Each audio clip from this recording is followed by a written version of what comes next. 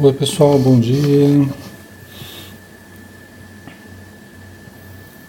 Um abraço, quem está chegando, seja bem-vindo.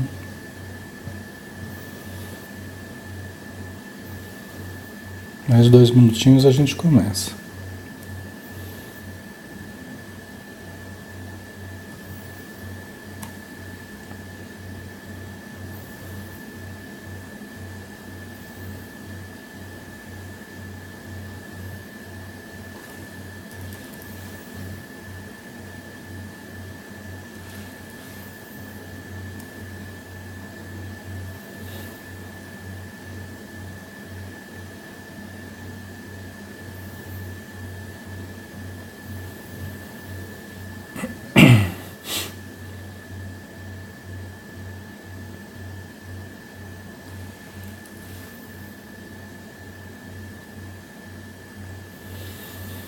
Tá dando para ouvir direitinho? Como é que tá o som aí? Tranquilo?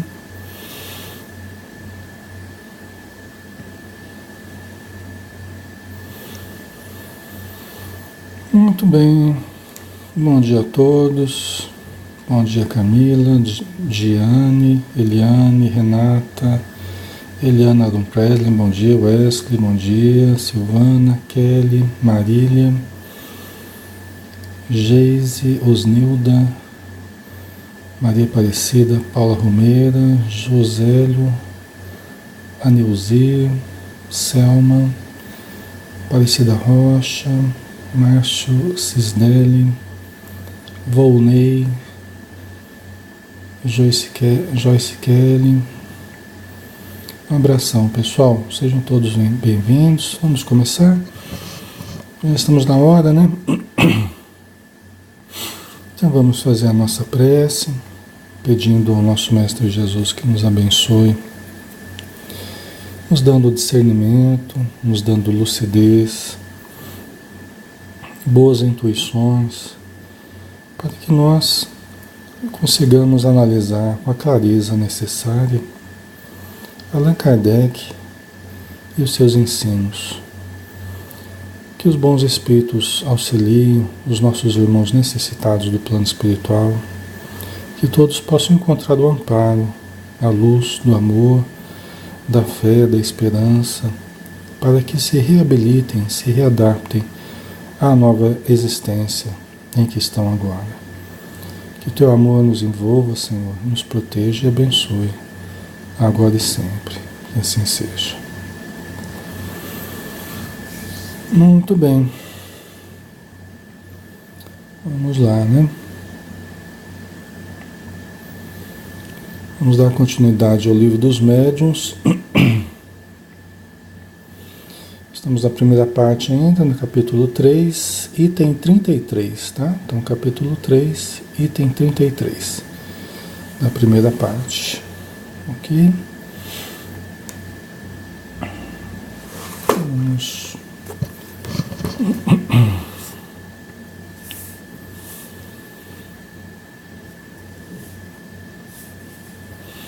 Às vezes a pessoa, só fazer uma observação, pessoal.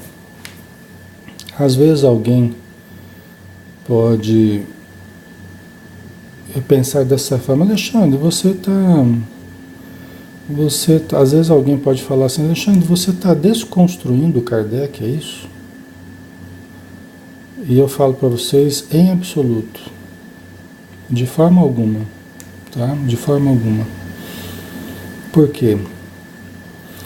Porque quem conhece minimamente o trabalho de Kardec, e eu estudo desde criança, desde 8 anos de idade que eu estudo Kardec. Quem conhece minimamente a doutrina espírita e conhece Kardec, sabe que Kardec não pode ser desconstruído. Tá? Kardec não pode ser desconstruído. Por quê? Porque algo que se assenta na verdade não pode ser desconstruído. Só aquilo que é falso, né? Só aquilo que é falho é que pode ser desconstruído. Então o trabalho de Kardec não pode ser desconstruído. Ninguém tem o poder de desconstruir Kardec. O que a gente tem feito são algumas interpretações, porque veja bem, o que Kardec escreveu é uma coisa. O que é interpretado a respeito do que Kardec escreveu é outra. Tá? O que Kardec escreveu, os livros, são uma coisa. O como o movimento espírita tem interpretado Kardec, aí é outra coisa. Tá? É uma análise, é uma interpretação daquilo que Kardec escreveu. Então, o que nós temos feito é uma releitura. Em alguns pontos, a interpretação é diferente. Por quê? Porque ela se baseia na prática que nós temos tido ao longo de mais de 40 anos de vivência na doutrina espírita, na casa espírita, nos tratamentos, na observação das reuniões mediúnicas, né? Então, a interpretação, eu tenho desconstruído algumas interpretações que eu considero equivocadas dentro do movimento espírita. Tá? As pessoas têm o direito de pensarem como quiserem, né? Mas elas não têm o direito de impor uma interpretação aos outros, né? Então, o que a gente tem feito é uma releitura em que nós utilizamos a experiência que temos tido, a vivência na mediunidade, né? Porque a gente não está aqui só reproduzindo um pensamento de outros, aqui a gente está colocando o nosso próprio pensamento, a vivência prática que nós temos tido. Entendeu? Eu não posso falar senão de outra coisa a não ser daquilo que eu tenho vivenciado. Então a interpretação que eu vou dar é conforme aquilo que eu tenho vivenciado. Tá? Em alguns pontos pode até não bater com as interpretações correntes. Paciência, né? Cada um faz a sua interpretação. Né? Cada um faz a sua análise conforme o que sabe. Né? Eu estou passando para vocês aqui conforme eu tenho vivenciado. Né? Então, às vezes as pessoas, mas parece que você está desconstruindo Kardec de forma alguma. Kardec não pode ser desconstruído. Tá? Quer dizer, a pessoa para falar uma coisa dessa precisava estar muito aquém em termos de conhecimento de Kardec para achar que Kardec pode ser desconstruído, né? Que é uma coisa absurda. Né? Se fosse falso, né? Se fosse falso o que Kardec trouxe, aí sim, facilmente a gente conseguiria desconstruir, né? Mas não, tá? Então, o que a gente tem feito você vê, a gente vai parágrafo por parágrafo, linha por linha, comentando, analisando, né, colocando a vivência que a gente tem tido. Né? O que Kardec colocou está corretíssimo. Agora, a interpretação, né, a gente vai atualizando, porque a gente vê que muita coisa no movimento espírita está precisando atualizar em termos de interpretação. Tem gente que fala assim, por que não faz um outro livro dos médiuns? Não. É esse livro dos médiuns, é esse livro dos espíritos, é o Evangelho. Agora, as interpretações é que vão se alterando. Por quê? Porque a doutrina espírita, ela é dinâmica. Né? Ela é dinâmica, ok? Exatamente, Edgar. Então, vai mudando, né? A interpretação vai mudando. Conforme a nossa visão a respeito da própria mediunidade, né? Da casa espírita, ok? Então, feita essa observação aí, vamos seguir adiante, né? Eu tenho um profundo respeito pelo trabalho de Kardec, assim como o trabalho de todos os outros que têm buscado a pesquisa sobre a mediunidade, sobre os médiuns, né? Eu cresci apreciando essas obras, né? Valorizando essas obras, ok? Então, de forma alguma, a gente está desconstruindo Kardec. Isso é uma coisa absurda, né? Ok? Então vamos lá, né? No item 33. Não é correto dizer que aqueles que começam pela teoria não têm acesso às observações práticas. Pelo contrário, as manifestações espíritas não lhes faltam. E porque eles conhecem as suas causas, elas se revelam ainda mais naturais, mais precisas e valiosas aos seus olhos. Estamos nos referindo aos numerosos casos de manifestações espontâneas, das quais falaremos nos capítulos seguintes. Porque Kardec falou alguns itens atrás aqui, né, nos itens anteriores, a importância da teoria para que a pessoa entenda melhor a prática, o contato com as manifestações. Então ele sugere que comece pela teoria, né? Você começa entendendo primeiro o que, que você vai, da reunião que você vai participar, o tipo de fenômeno que ocorre, por que que ocorre. Então, né? Allan Kardec percebeu que as pessoas que iam para as reuniões mediúnicas absolutamente sem informação nenhuma, elas não tiravam um bom proveito dessa observação. Então ele percebeu que precisava de algumas orientações prévias, um estudo prévio, né? Tá certo, Kardec, né? A gente não pode permitir que as pessoas de uma forma leviana, só por curiosidade, por motivos frívolos, né, fúteis, as pessoas tenham acesso às reuniões que são tão sérias, né? E hoje em dia tão em busca de auxiliar os encarnados e os desencarnados, né? Uma visão bastante terapêutica, né? Que é o que deve ser, né? A reunião mediúnica, né? Então, é preciso algumas informações, é preciso, né? Só que Allan Kardec ele lembra aqui uma coisa importante, ó, não é correto dizer que aqueles que começam pela teoria não têm acesso às observações práticas. Isso não é verdadeiro, ele diz, né? Por quê? Por causa das manifestações espontâneas. Ou seja, as pessoas têm vivido, muitas vezes elas começam pela teoria na casa espírita, vão pensar, né? Elas começam fazendo um curso, assistindo palestras, tendo orientações e tal, mas muitas já estão tendo acesso às comunicações espontâneas, sejam efeitos físicos, de sons, de movimentação de objetos, né? Ou qualquer outro efeito físico que possa existir, seja de efeitos intelectuais, comunicações, né?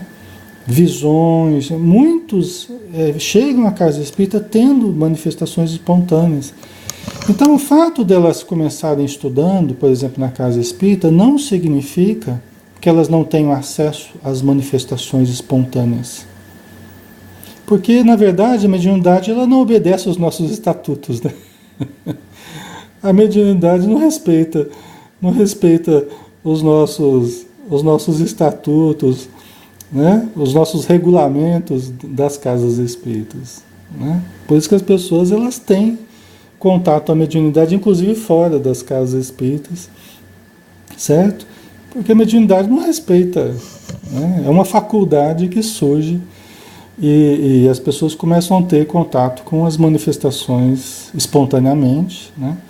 Depois, na casa espírita, a gente tenta organizar essa relação com a espiritualidade, com o conhecimento, né? A gente tenta organizar com a força mediúnica que a pessoa produz, para que as coisas se equilibrem, né? Para que a situação se equilibre, até porque a pessoa chega muitas vezes sem saber o que fazer, porque ela está incorporando, ela está vendo, ela está ouvindo, ela está sentindo, e ela não sabe o que fazer, né? Então, na casa espírita, a gente vai tentar dar uma organizada nisso tudo que está ocorrendo, tá?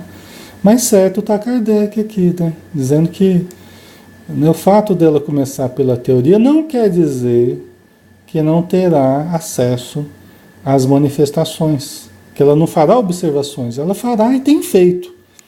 E algumas observações têm deixado a pessoa sem saber entender, né? Então, na casa espírita, ela vai começar a entender e vai continuar fazendo observações, porque muitas vezes as manifestações continuam, até quando a pessoa vai à casa espírita. Aliás, é o melhor lugar, né, para que essas manifestações ocorram, porque é uma casa espírita, né? É a religião dos espíritos, é o contato com os espíritos, né? Só que a gente vai tentar organizar um pouquinho isso aí de um modo mais produtivo, digamos assim, né? Ok, pessoal? A Jéssica colocou aqui, eu tive manifestações espontâneas e vou estudar. Ok, é isso aí, né? E às vezes a gente começa a ter essas manifestações e se apavora, né? Aí fica com medo, aí fica aflito, sem saber como entender e tal. Aí a casa espírita é o local né, de você obter orientações, né? E saber como lidar com a sua mediunidade, né? Ah, Suzana, é o meu caso, mas aqui em Portugal não conheço nenhum sítio, né? Nenhuma região, nenhuma casa como o vosso, que seja fidedigno, né? Então, pois é, né? Você vê você tão longe com dificuldades e às vezes as pessoas tão perto e não procuram, né? Às vezes passando dificuldade perto, podendo ter uma orientação mais precisa, e muitas vezes não procuram, né? Às vezes se trata apenas de atravessar a rua, como diz o Richard Simonetti naquele livro, Atravessando a Rua, né? Às vezes uma das historinhas dele é Atravessando a Rua.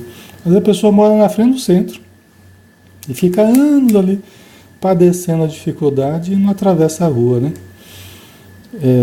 Então a gente tem que aproveitar, né?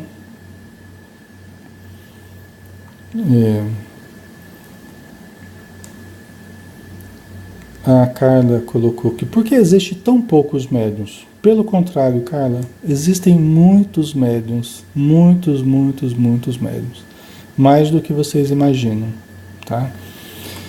Todos nós somos médiuns, né? Todos nós somos, em maior ou menor grau, todos somos, já parte daí, tá? Só que aí você tem um número de pessoas que essa mediunidade ela está melhor definida, vamos dizer assim, né?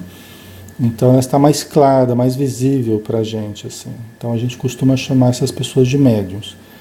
Mas a princípio todos somos. E cada vez um número maior de pessoas tem essa faculdade melhor definida, né? Que tem surgido cada vez um número maior de pessoas que tem mediunidade, assim, que já está estourando, vamos dizer assim, né? Precisando de trabalho, precisando de entendimento, de estudo, tá?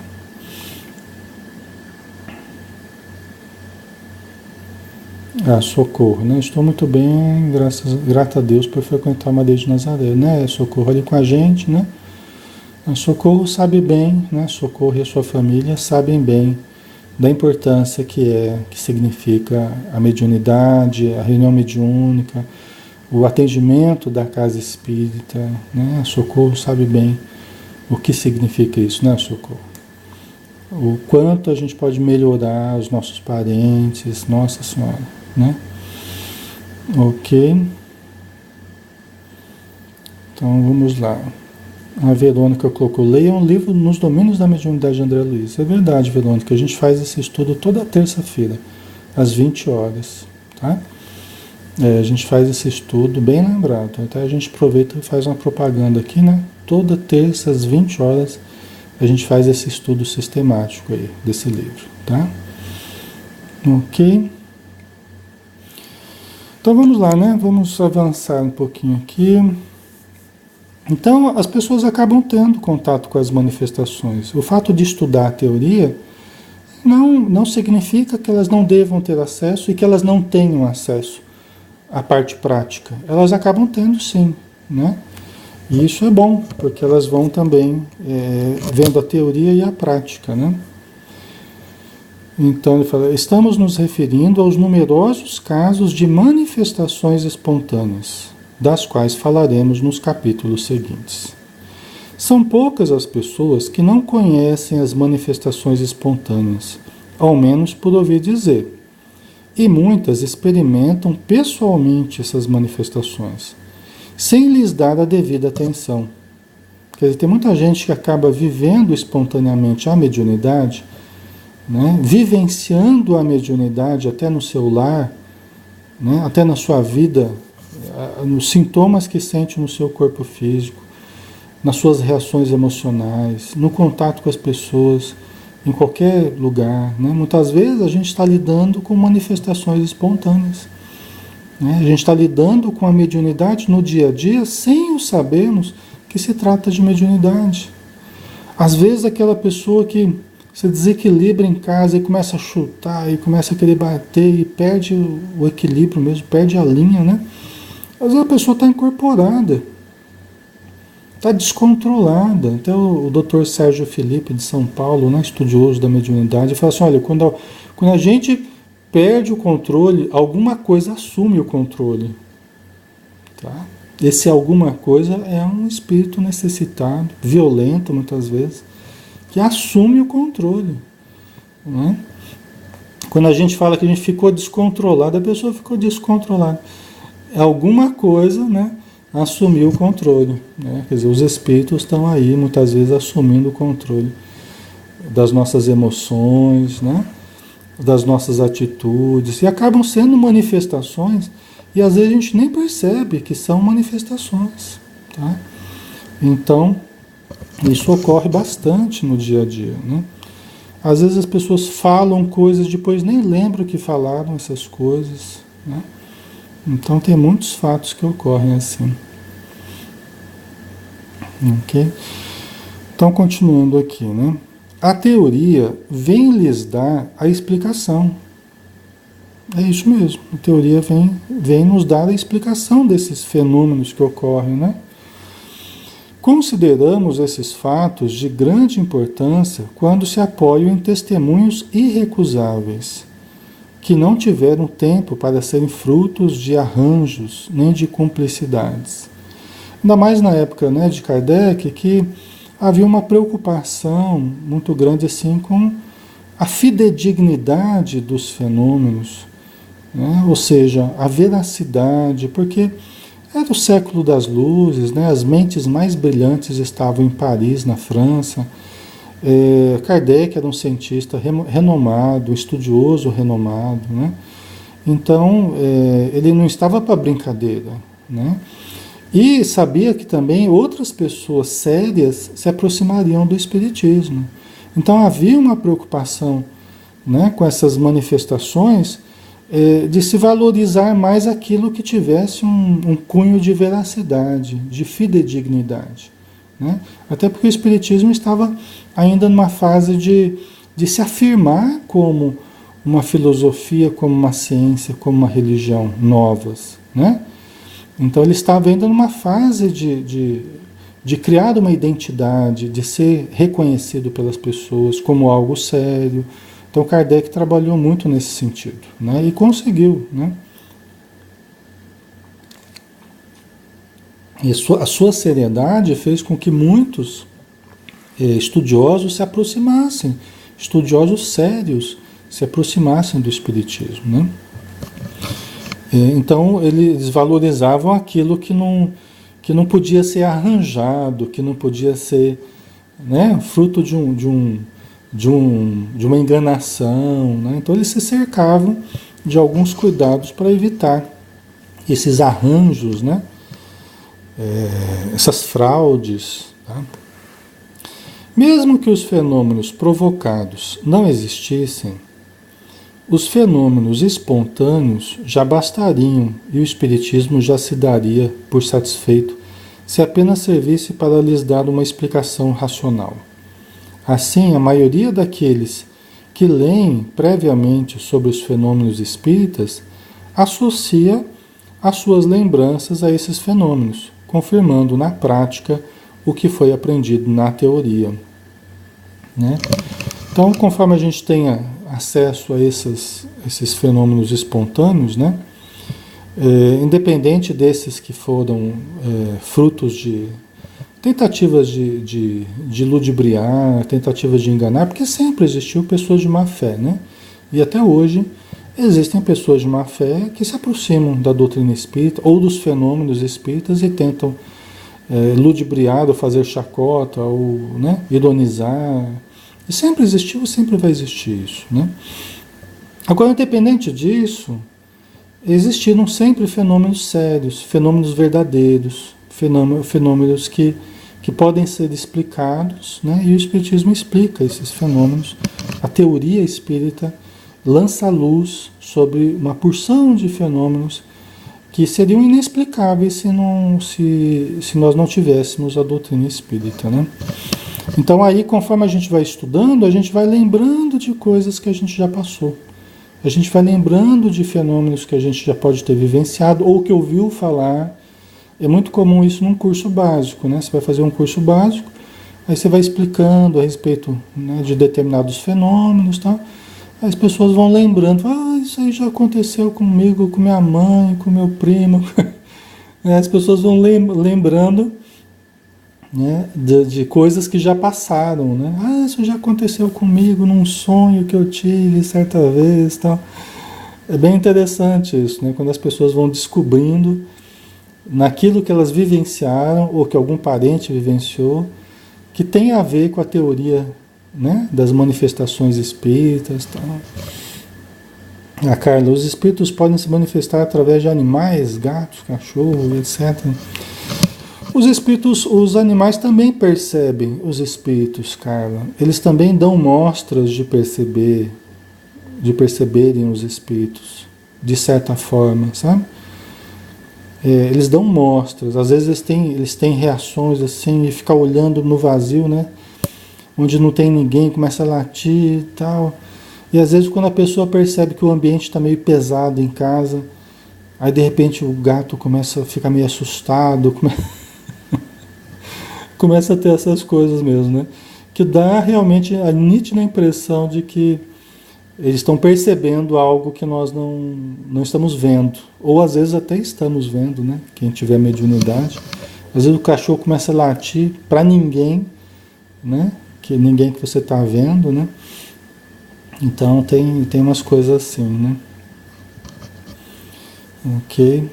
Então vamos para o item 34, né? Vamos ver se a gente consegue terminar aqui.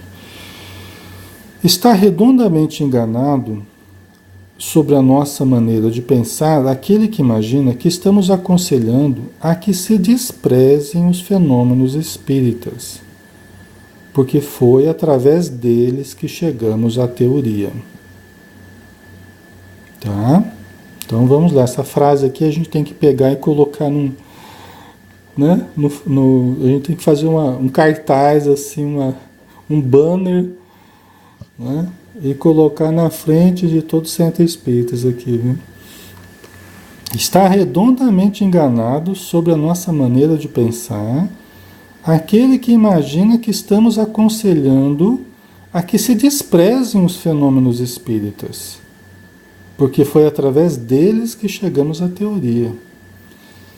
Tá? Então, veja o cuidado de Kardec em dizer, olha pessoal, nós não estamos aqui dizendo que é menos importante o contato com os espíritos, a incorporação, os fenômenos mediúnicos, a reunião mediúnica, nós não estamos querendo dizer isso não, viu? Nós não estamos menosprezando a parte mediúnica, porque foi justamente desse contato mediúnico que surgiu o espiritismo, que surgiu nas observações, que surgiu a teoria. Kardec lembra disso aqui, nesse exato momento. A teoria espírita, ela surgiu da observação dos fatos mediúnicos. Eu falo isso, ressalto isso, porque às vezes a gente percebe essa atitude, como se a parte mediúnica fosse de menor importância. Não trabalho com a mediunidade, não, vamos fazer outra coisa, faz dá evangelização, dá sopa, dá não sei o quê, né? Como que a deslocar o interesse da pessoa da parte mediúnica, que é excelente que as pessoas tenham interesse na parte mediúnica. É excelente que elas queiram trabalhar com a mediunidade. É excelente que elas queiram conhecer mais a fundo e praticar também o contato com os espíritos. Entendeu? É excelente isso. E às vezes a gente percebe uma certa tendência, né, de algumas casas espíritas de tirar a pessoa desse interesse de trabalhar com a mediunidade, dificultando até o acesso às reuniões mediúnicas, o acesso ao estudo e à prática da mediunidade. Então Kardec, ele lembra muito bem isso aqui.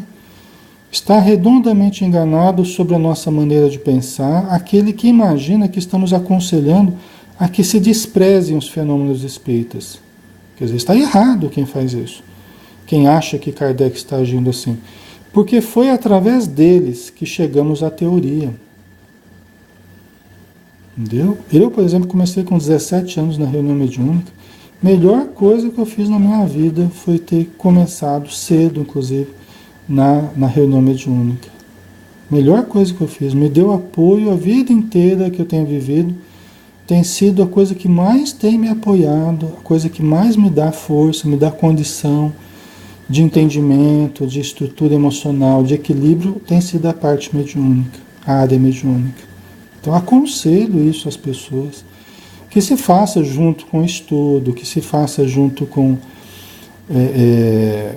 equilíbrio, com busca de... Aí a pessoa fala assim, não, mas o mais importante é a pessoa buscar se melhorar. Como dissesse assim, não, mas não precisa trabalhar com mediunidade, não. O mais importante é a pessoa se melhorar. Ora, e uma coisa exclui a outra? Não, o mais importante é fazer a caridade, ajudar os pobres e tal. E uma coisa exclui a outra? Ou dar evangelização, ou dar um prato de sopa, ou estudar, e exclui a possibilidade do exercício mediúnico? Não exclui. Entendeu? Então não adianta a gente tratar como coisas excludentes. Uma coisa não exclui a outra. Tanto que eu trabalhei em todas as áreas possíveis na casa espírita, né? Evangelização, trabalho com os pais, cursos, a atividade assistencial que sempre trabalhei muito, né? Visitando as pessoas, ajudando com mantimentos, com passes, com tudo. Então, pessoal, né, são coisas que eu estou falando aqui, coisas que a gente vivenciou e vivencia. Tá? Não é um discurso vazio, é aquilo que a gente tem visto. Né? Só que de todas as atividades que eu fiz, né, e dando suporte a todas as atividades, a área mediúnica foi a que me ajudou mais. Sou médium, Carla. Sou médium, sim. Né? Então, com o tempo fui percebendo que eu tenho bastante sensibilidade mediúnica. Né? Então, isso tudo não me afastou de nada, né? do restante do espiritismo, né? Das outras áreas. Pelo contrário, ela sempre foi o que me deu base para todas as outras coisas. Tá? Então, Kardec aqui está lembrando de uma forma muito clara, muito boa aqui, né? A importância dessa observação, né? Da participação, da reunião mediúnica, do contato com o fenômeno. Né? É bem verdade que para isso foi preciso um trabalho assíduo de muitos anos e de milhares de observações. É bem verdade que para isso, que é para extrair a teoria, olha só, para extrair a teoria, é bem verdade que para isso, né, para isso extrair a teoria, né? Foi preciso um trabalho assíduo de muitos anos. Quer dizer, olha a constância dele, a seriedade dele. E de milhares de observações.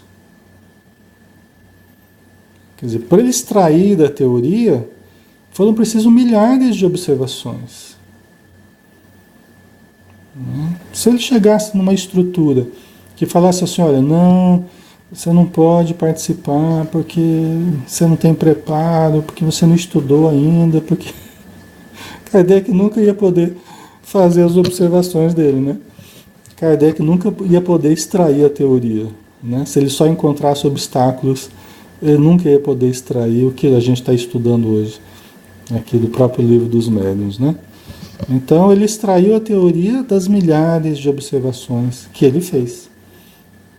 Assim como nós, quando vamos trabalhando teórica e praticamente, né? Então a teoria vai jogando para a prática vai jogando para a teoria, a pessoa vai aperfeiçoando a sua visão sobre a mediunidade, vai aperfeiçoando a sua visão sobre a vida, sobre a doutrina espírita, né? Ao tempo em que ela vai fazendo as observações, né? Também no campo prático, né? Então, uma vez que os fenômenos espíritas nos serviram e nos servem todos os dias, seríamos incoerentes se negássemos a sua importância. Sobretudo agora, quando escrevemos um livro destinado a tornar esses fenômenos conhecidos por todos. Quer dizer, você quer mais clareza do que isso em Kardec? Você quer mais clareza da importância que ele dá para a mediunidade, para o contato com os espíritos. Tanto que ele escreveu um livro, ele está dizendo isso aqui, ó, eu escrevi um livro para tornar esses fenômenos conhecidos. Não é para afastar as pessoas da mediunidade, é para aproximar as pessoas da mediunidade. Entendeu? Então Kardec escreveu o livro dos médiuns para aproximar as pessoas da mediunidade. Eu falo isso porque a gente vê o contrário. Né? Às vezes se coloca tanta dificuldade para as pessoas se aproximarem da parte mediúnica que dá a impressão que é uma área proibida. Né? E não é. E não é. O próprio Kardec deixa claro aqui. Vocês estão entendendo por que às vezes o pessoal, Alexandre, você está desconstruindo Kardec? Não, eu estou desconstruindo certas posturas, certas interpretações que, ao meu ver, foram equivocadas, né? E que merecem serem corrigidas ao longo do tempo, no meu modo de enxergar, né? Com todo respeito a quem pensa diferente. Mas, né, tem havido alguns equívocos nesse sentido, né? Então ele fala de uma forma muito clara, uma vez que os fenômenos espíritas nos serviram e nos servem ainda, né, todos os dias, seríamos incoerentes se negássemos a sua importância. E é o que a gente vê acontecer. Às vezes as pessoas negando a importância, deixando em segundo plano, né, negando a importância que tem a área mediúnica, né, nas nossas observações, na nossa vida, né? Então, seríamos incoerentes se negássemos a sua importância, sobretudo agora, quando escrevemos um livro destinado a tornar esses fenômenos conhecidos por todos. Quer dizer, não é por aí, pessoal. Não é negando, não é, dando menos importância de forma alguma, né? Aí, continuando. Dizemos apenas que somente as manifestações espíritas não bastam para que as pessoas se convençam. Perfeito. Né? Quer dizer, aí ele está corretíssimo também, né? Quer dizer, ele está dizendo somente está dizendo apenas que somente as manifestações espíritas não bastam para que as pessoas se convençam. Se você querer usar a mediunidade, querer usar a reunião mediúnica para convencer as pessoas do espiritismo ou da veracidade dos espíritos, né? Quer dizer, só isso não basta. Né? Tem pessoas que podem se aproximar da mediunidade ou da reunião totalmente despreparadas, inclusive para aceitar a veracidade dos fenômenos, né? Se elas não fizessem uso do raciocínio, né? Quer dizer, seria...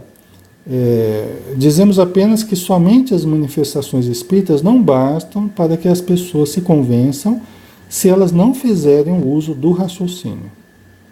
Tá? Então, a pessoa precisa entender, né? E tem pessoas que não vão entender, não vão compreender, tá? Não vão compreender. Vai demorar ainda muito para a pessoa entender a teoria, né? E aí ter condição, inclusive, de ter uma vivência mais prática. O que acontece, que a gente observa por vezes, é assim. A pessoa não entende, a pessoa se mostra até meio despreparada para entender e começa a ter manifestações espontâneas. Às vezes bem patentes, bem visíveis, bem chocantes, vamos dizer assim. Aí você perguntaria, mas por que, Alexandre? Por que ocorre isso?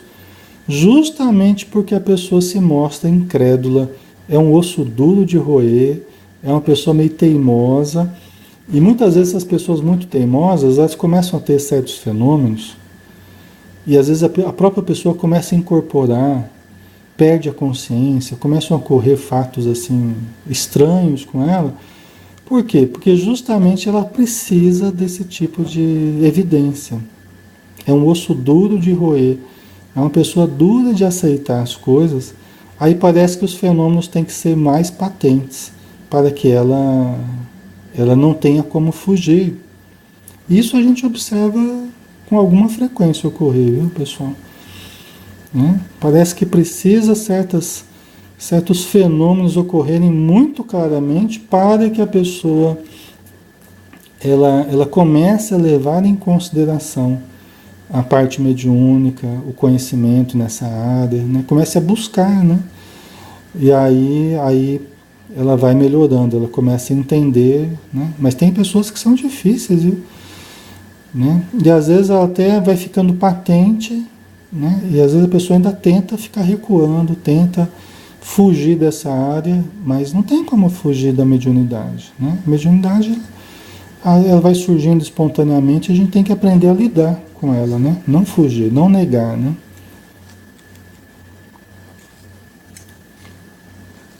Certo? Assim, é necessária uma explicação prévia que coloque fim às prevenções e mostre que os fenômenos não se contrapõem à razão, predispondo os indivíduos a aceitá-los, né? Quer dizer, por isso que tem as palestras, os livros, os cursos, né? Os vários estudos, é para que as pessoas vão entendendo de uma forma mais racional, mais clara, né? Ah, Suzana, sou a prova disso. Não acreditava em nada, né? Aí começaram a ocorrer fenômenos com você, Suzana. Isso é o que a gente vê acontecer muitas vezes, viu? Às vezes não são fenômenos assim da pessoa incorporar ou dela ver alguma coisa, mas às vezes são sintomas. O mais comum é começarem a ocorrer sintomas na pessoa, sintomas físicos, sintomas emocionais, sintomas mentais, né? Só que não encontram tratamento, não encontram explicação, não encontram diagnóstico, não encontram nos exames que são feitos, né, explicação. Aí quando a pessoa começa a buscar ajuda espiritual, aí ela começa a melhorar, começa, né, a perceber que era de fundo espiritual e de mediúnico, né, de fundo mediúnico, né. A Suzana começou a ver e ouvir, né, então, tá vendo? Então cada um tem a sua história, tem o seu caminho nesse sentido espiritual. Eu tenho certeza que vocês, nós estamos aqui no momento aí, talvez 80 pessoas, mais ou menos, né? Eu tenho certeza que cada um de vocês tem uma história aí para contar. Cada um de vocês tem um caminho que vocês têm trilhado, né? De percepções, de visões, de sintomas que tem vivenciado, né? Se a gente fosse conversar com cada um de vocês teria histórias, às vezes desde a infância, né? Ah, Alexandre, eu sinto desde a infância, eu percebo os espíritos, eu converso com os espíritos, tal, né? Então é bem interessante, né? A Digiane, né? Colocou, por muitos anos vi muitos vultos, agora deu uma acalmada, né? Então, é isso aí, né? Tem fases na vida que a gente percebe mais, outras a gente percebe menos, né? Depende de alguns fatores, tá? Ok? Vamos mais um pouquinho aqui, né? Isto é tão verdadeiro que se 10 pessoas que não conhecem o Espiritismo assistirem a uma sessão de manifestação mediúnica, mesmo que essa sessão seja um sucesso na opinião dos espíritas, 9 sairão sem estar convencidas, e algumas delas ainda mais incrédulas do que antes, porque as experiências não corresponderam às suas expectativas. Então aqui a gente vê, né, na época de Kardec, como que eram as sessões, como que muitas vezes se levavam pessoas, né, para tentar convencer as pessoas, para aproximá-las, né, do contato com os espíritos, que era uma novidade, que era uma coisa diferente na época, né? E Kardec, como estava tendo contato com os espíritos, ele queria que outras pessoas tivessem esse contato. Só que ele foi percebendo, com as experiências que ele teve, que algumas coisas não eram muito produtivas, que algumas pessoas não tinham preparação para ter esse contato, para tirar algo produtivo desses contatos, né? Então aí ele foi percebendo a importância de algum estudo prévio, né? Aí as pessoas mais sérias iriam se aproximando, as pessoas mais interessadas em conhecer mesmo a natureza dos fenômenos, entender o porquê e tal, né? Então, por isso que ele foi estruturando o estudo para que, né, as reuniões tivessem uma produtividade, né, maior, para que elas alcançassem mais o objetivo, que não era o fenômeno pelo fenômeno, mas era ajudar na construção de uma fé, na construção de um entendimento das pessoas sobre esse contato com os espíritos, né? Para que elas pudessem compreender as decorrências morais de tudo isso, a importância, a veracidade também, mas a importância moral de tudo isso, né? E aí realmente não era qualquer pessoa que tinha esse preparo, assim como hoje em dia também não é qualquer pessoa que tem a condição de participar de uma reunião mediúnica e tirar um bom proveito, né? Não é qualquer pessoa, tá? Tem pessoas que, se fossem levadas para uma reunião mediúnica, elas só iam ironizar, só iam achar uma grande fantasia, uma grande ilusão, e talvez saíssem, como disse Kardec, mais incrédulas do que antes. Talvez elas saíssem mais incrédulas do que antes, por não terem preparo para entender o que é feito ali, né? Ok.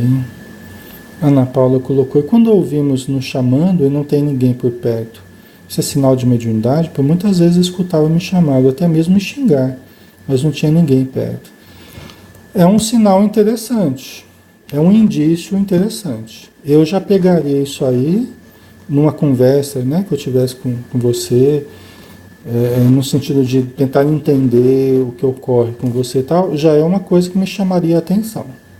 Tá? É uma das coisas que as pessoas falam e que já indica que tem alguma coisa ocorrendo diferente nas tuas percepções, tá? No teu ouvido, entre aspas, né? Isso já é um indício interessante. Geralmente há outros indícios, tá? Quando a gente começa a conversar, geralmente a gente percebe que há outros indícios, né? E a gente vai juntando as peças e vai formando esse quebra-cabeça aí né, que nos diz se a pessoa tem uma mediunidade que está mais ativa aí, né, ou não, né? Ok. Certo. Pessoal, nós não vamos terminar aqui o 34, mas a gente termina na semana que vem, tá? Porque eu preciso sair.